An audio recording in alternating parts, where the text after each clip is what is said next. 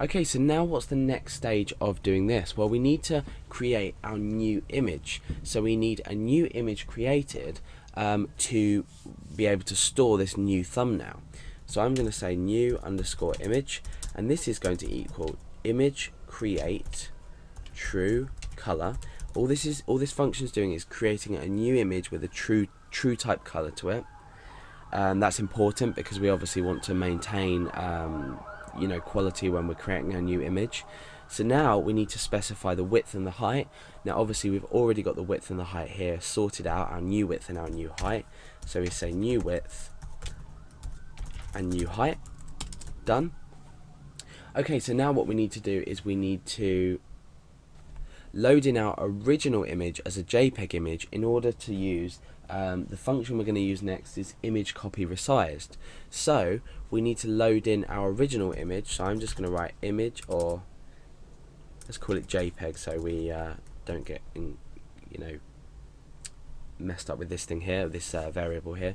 So I'm going to say JPEG, or you could say old image. Old image equals and the function we're using is image create from JPEG. So image create from JPEG image. So we've specified our image in here, which is the value we're passing through get through our URL, and we're creating a new image from this. So now we have the original image and we have the new image. So now what we can do is use a function called image copy resized, and what this is going to do is it's going to resize our image down with very specific parameters in. So this function, like with most GD library functions in this sense, takes a lot of parameters. So let's go through and we'll explain each one as carefully. Well, I'll explain each one as carefully as I can. So the function is image copy resized. Okay, and this function takes 10 parameters, so we've got 10 parameters to put in here, 4 of which are the destination of x and y the x and y placement of the destination image and the x and y placement of the source image. We don't need to worry about these. This is parameters 3 to 6, so we don't need to worry about these. The first parameter we do need to worry about is the destination image, and the destination image in our case is our new image, because we want to create our thumbnail in this new image here. The second parameter is the old image, so that's fine. This is why I've named the variables how they are, because we can see now what we're doing. We're resizing the new image to into the canvas of the we're creating a new image here, which we've done already, and we're resizing the old image into the canvas of the new image. So essentially what we're doing is we've created the canvas for our new image, which is with the new width and the new height, and we're applying our old image to this. Now obviously this isn't enough parameters. We need to specify things like the height and the width of the new and the old image, so we need to scale it down appropriately.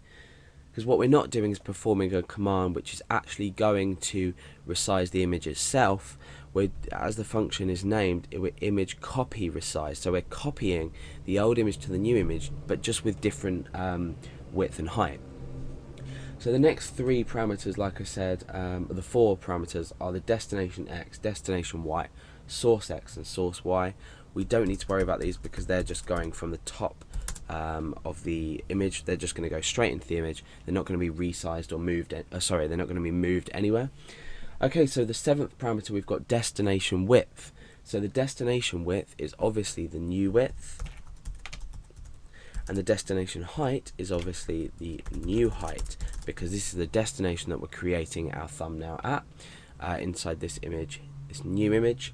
And then what we need to do is the source width and the source height, which is obviously the old width and the old height, but we have called these image width and image height. So image width, image height. Remember, with the GD library, when you're specifying widths and heights, the width always comes before the height. Okay, so now we are pretty much done, but there's just one last thing we need to do, and we need to use the function image JPEG. And this is going to display the image out on the screen for us. So, new image. So image JPEG new image. This is the new image that we created with the new width and the new height, so i.e. the thumbnail. And now what we're doing is we're just outputting it onto the screen.